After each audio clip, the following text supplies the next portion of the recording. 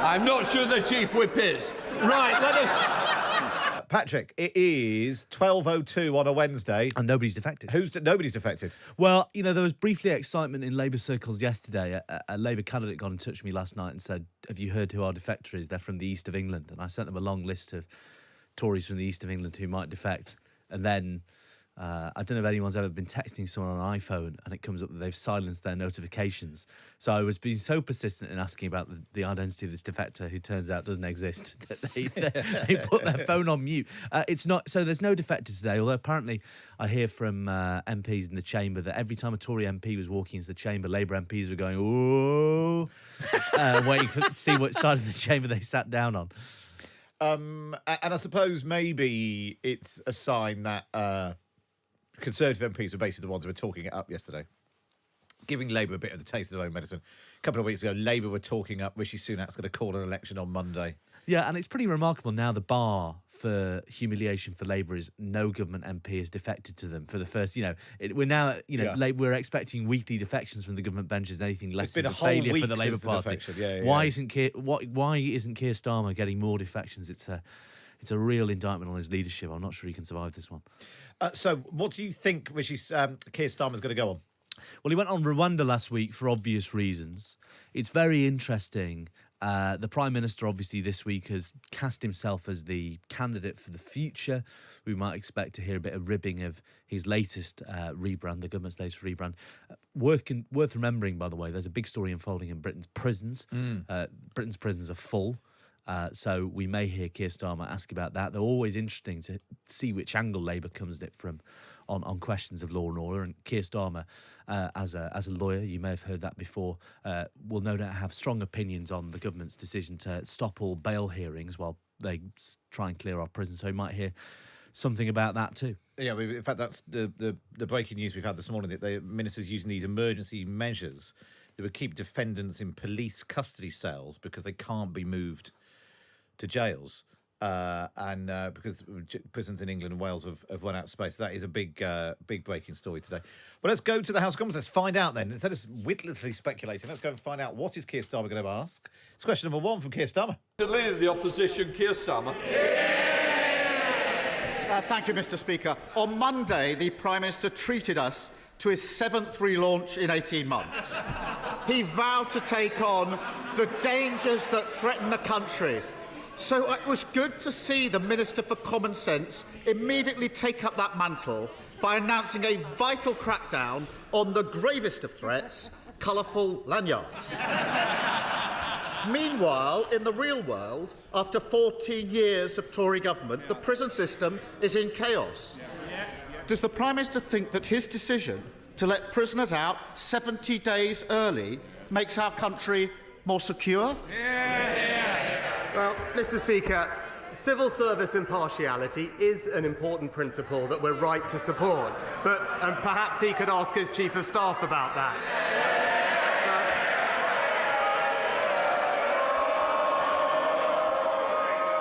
But actually on Monday, what I did do is outline the serious security threats that our country faces from an axis of authoritarian states. Russia poisoning people on our streets, China targeting our democracy, Iranian proxies firing on British ships, and yet he won't back our plan to increase defence spending. Now, we all know why, especially with the Deputy Leader and indeed the Shadow Foreign Secretary who voted to scrap our nuclear deterrent. It's clear that you simply can't trust Labour with our country's security. I'm going to say that Keir Starmer lobbed a lot into that, and as a result, it became a bit of a soup for Rishi Sunak to pick away at. Yeah, the more jokes you include and the more attack lines you include, the easier it is for the Prime Minister to avoid the most difficult replies. Some good gags in there. The cabinet row over rainbow lanyards, one of my favourite stories I've ever read in the Times, obviously getting a punch there, and the Prime Minister alighting on the question of foreign affairs to rehearse one of his own favourite attack lines, i.e. the Labour front bench is full of crypto Corbynites who are going to take the country back to 2015. And actually, given that was the thrust of the speech, bringing up his speech was probably a bit unnecessary, wasn't it? Well, it just allows him to repeat his attack. Well, let's see how Keir Starmer teases it out, because you had their 14 years of Tory government juxtaposed with Rishi Sunak's, 6-3 launch in the space of a year or whatever. So let's see where Keir Starmer goes with this. It wouldn't surprise me if it's that 14 years comment we're going to hear more of. But as you say, Rishi Sunak will be probably grateful for the opportunity to rehearse the big theme of his speech, which is that the country is safer under the Conservatives. As he said on the questioning on Monday, basically better the devil you know, and you can't really tell what the people opposite are really about. Well, let's find out if how Keir Starmer chooses to unpack that one. Does he lean more into the situation in prisons? Does Rishi Sunak have to end up answering the question? Let's go back to the Commons. Question 2 from Keir Starmer. Well, I appreciate he's been busy on the front line of the war against lanyards, but he must have missed this. I was the first to call for 2.5% on defence spending. The last time it happened was under the last Labour government, but it needs a credible plan, not his fantasy economics. But I am disappointed to see that version 7.0 of his time in office doesn't extend as far as answering questions or giving any information on those prisoners he is releasing early. Basic details like how many, where are they, what crimes have they committed. So will he at least guarantee that none of the criminals he is instructing prisoners to release early are considered high risk?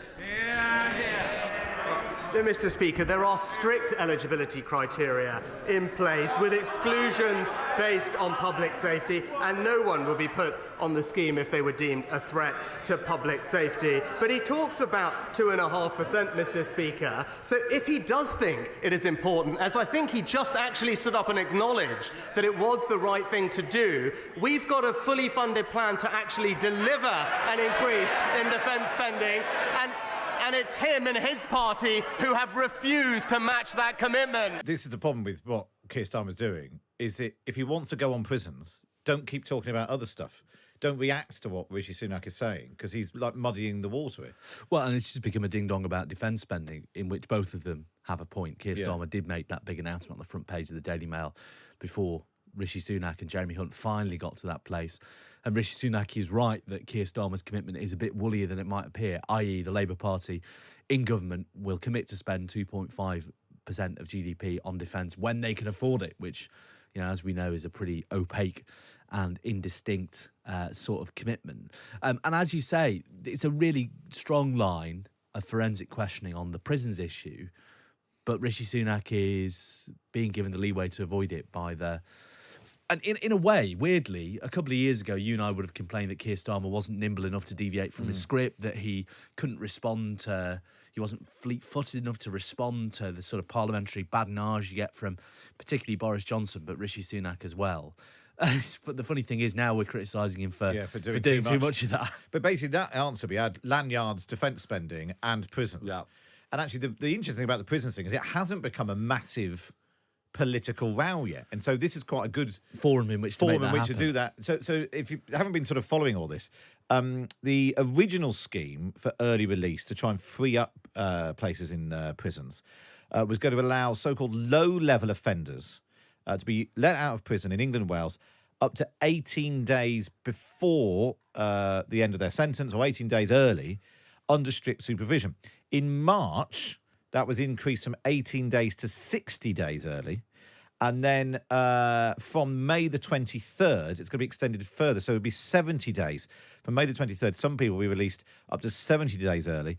The government says no one convicted of a serious terrorist or violence or sexual offence will be eligible for early release. But there has been serious concerns raised about it. Then alongside that, there's been the announcement literally this morning about defendants being kept in police custody because they can't be moved to prison. So that's sort of the background of all of this. It's just got slightly sort of muddled up weirdly about warships and lanyards. And let's go back to, let's see if Keir Starmer can refocus now. Let's go back to question number 3. This lad is £46 billion fully funded. If anyone was looking for the perfect metaphor for the shambolic government, we saw it on Monday. The Prime Minister woke up deciding his latest rebrand was Mr. Security.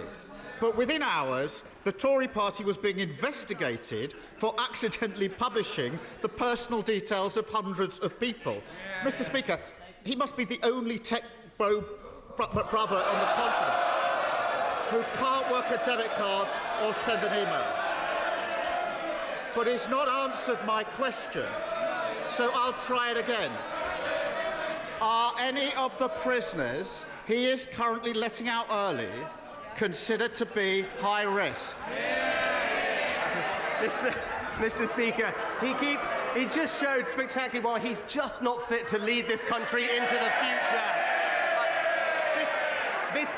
This country has a proud tradition of leading the world. We led the world when it came to the Industrial Revolution. But if he was around, he would have probably called James Watt the steam bro, Mr. Speaker. And what we're doing is preparing the country for the future. But when he talks about the prison scheme, let me be crystal clear. No one would be put on the scheme if they were deemed a threat to the public. Offenders are subject to the toughest of licensing conditions. And if those conditions are broken, they are back in prison for considerably longer. But what's his record on this? He voted against tougher sentences for violent criminals. He actually opposed new powers for the police to tackle violent crime, voted against new laws that have arrested 1,000 criminal people smugglers. The message is crystal clear. He can't be trusted to keep this country safe. It's made me really sad that I hear the name James Watt and I don't think of the inventor of the steam engine. I think of the outgoing CEO of Brewdog, boyfriend of former I'm a Celebrity winner Georgia Toffolo. It's a real shame. God, that was a mangled question from Keir Starmer, I have to say. So I think there was a reference in the middle of all of that to a story that I think was around yesterday. The Tory party referred itself to the Information Commissioner's Office after it revealed hundreds of email addresses in a pitch to sign up for its annual conference. Yeah, they didn't use BCC. I mean, I have to say, it's a good knock about Westminster line that. Again, what? But you know, there's a point there about the original point was we don't know who the prisoners. Yeah, you know, it was a powerful point that then got lost in Westminster knockabout, and then Keir Starmer couldn't pronounce tech bro. And then completely lost it. The Tories just sort of leapt on it. It's that sort of classic, don't leave a tiny glimmer. Yeah. A slither of light. I just really don't understand. This prisons thing is, you know, and actually, you know, you were talking about Keir Starmer got a Daily Mail front page when he did the defence stuff.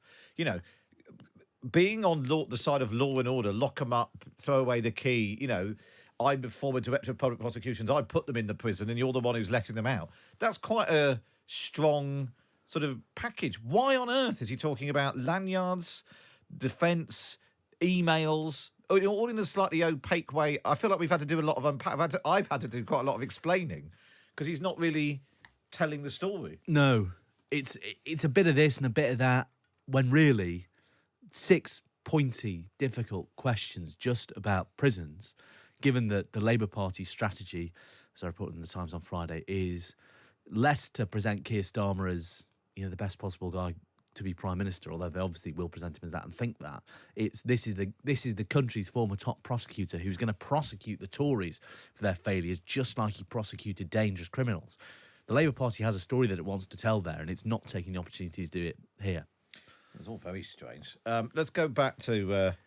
anyway, nice to see James Watt getting a mention. I was trying to look to see the last time that someone mentioned... I mean, did he used to be on a banknote?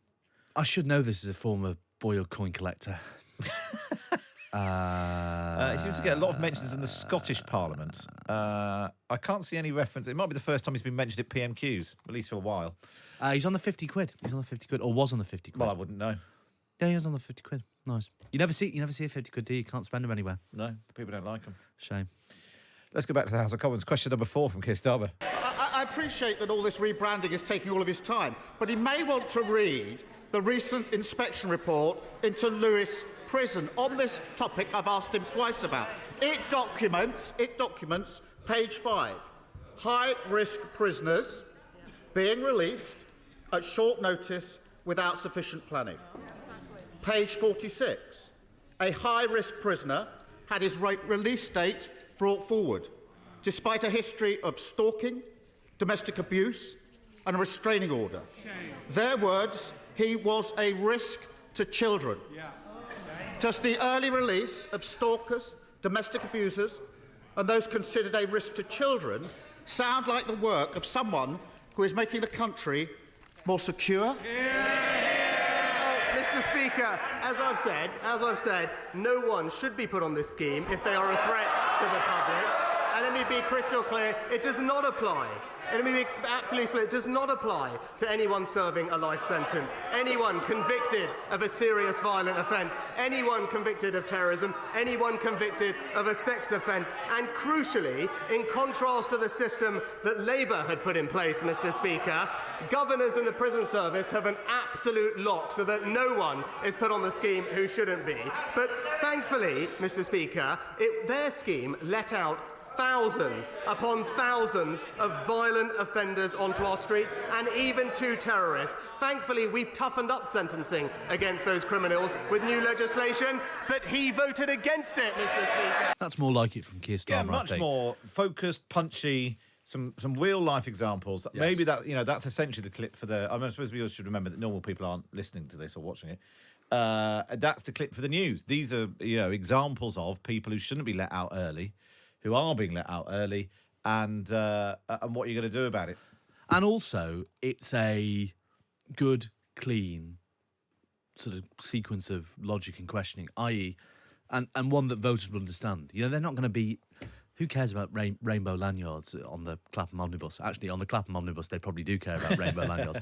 If you've been to I would say, Clapham recently. judging by our inbox at Times Radio, people have views about rainbow lanyards. But it's the Prime Minister has electorally. It's the line is this: the Prime Minister promised to make the country safer. There are loads of prisoners on the streets, including this really bad bloke. What are you going to do about it, Rishi? Right? That's a good clean question. It is a good clean question. Whether or not he got the answer, I mean, again, he's sort of reaching for. Well, Labour did something similar worse once. I'm not sure that necessarily washes.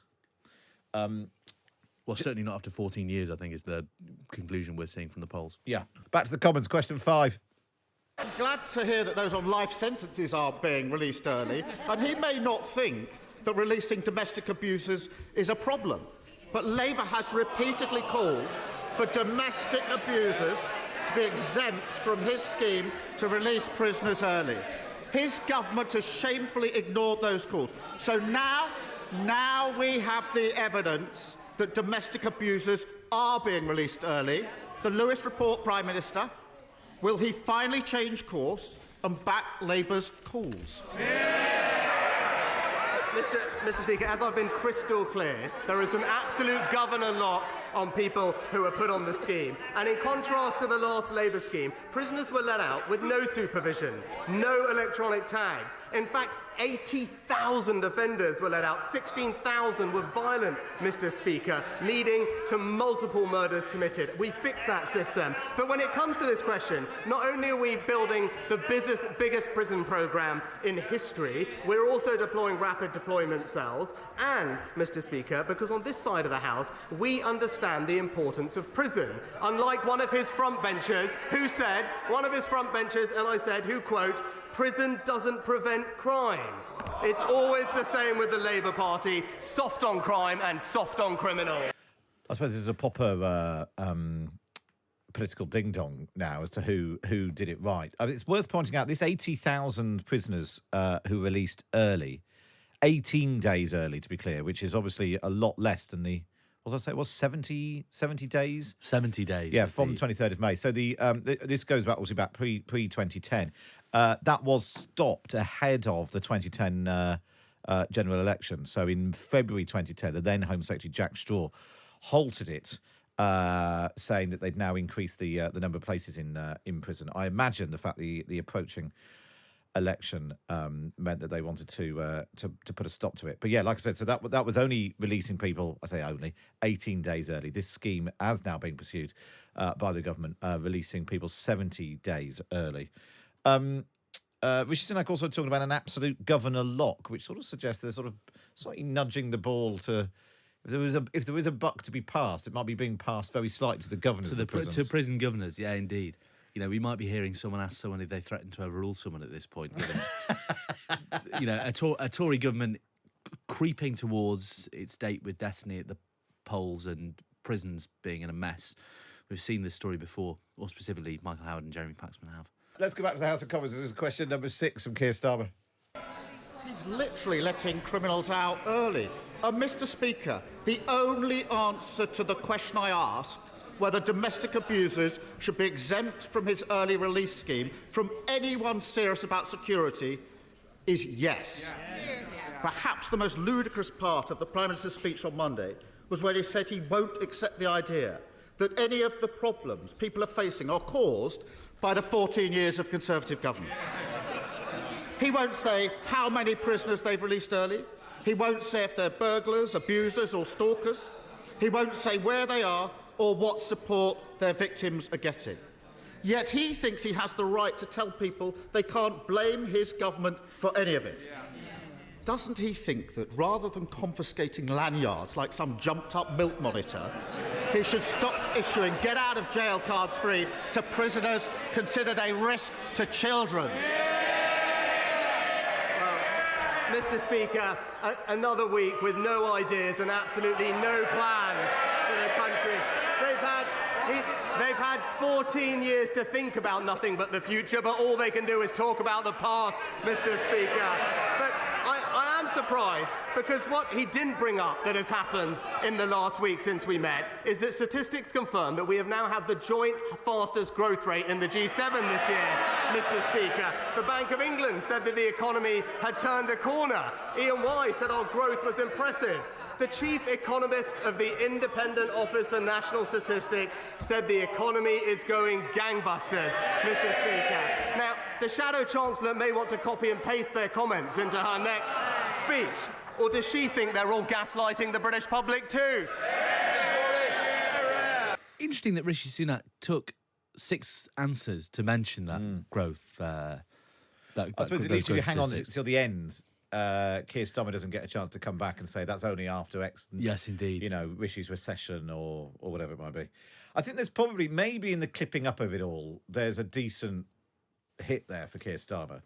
But having alighted on an interesting new topic, which the public might not know about, that you can put up into lights and, you know, get all over. That was just a bit of a mess, wasn't it? What was it, jumped-up milk monitor? Well, demographically, you have to be quite old to know what a milk monitor is, but Labour's target voters are that sort of age anyway. Just done 5 minutes on Goodnight Sweetheart. I'm available for Pie in the Sky, remember that? Oh, yeah. Richard Griffiths. Richard Griffiths, chef. Retired police detective who wanted to run a pie shop, but kept getting called back for one last case. It's brilliant. No, I was thinking of Chef with Lenny Henry. Oh, really? Remember that? That was good. No. Yeah, he played a chef. It's good, that. I mean, clearly, I think this prisons thing is going to become a big problem, isn't it? 70 days, letting people out 70, that's more than 2 months early. If they're saying it's not serious offenders, that's going to be people with relatively short sentences.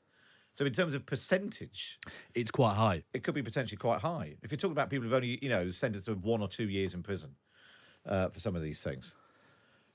And well, yeah, absolutely. And you're right that the questions as a whole were a bit of a mess from Keir Starmer today. But in terms of what people hear on the bulletins when they're listening to items about the crisis in Britain's prisons, they'll hear the 3 or 4 very sharp lines from him, and I suspect Labour HQ will be happy with that.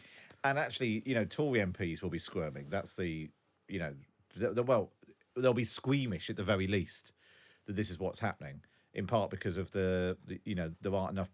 If you're going to be tough on crime, lock them up.